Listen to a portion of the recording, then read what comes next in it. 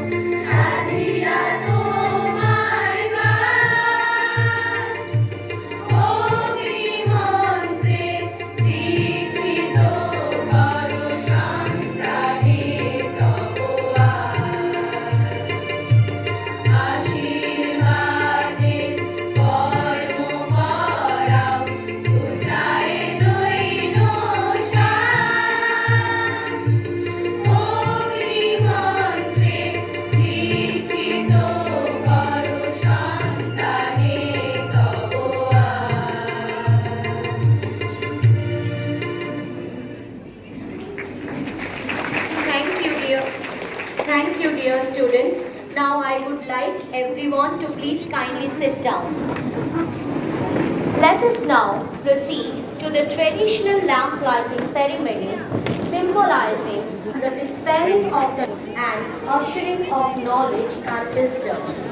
I would like to invite our Honorable Chief Guest, Swami Swarnapradananda Ji, and other dignitaries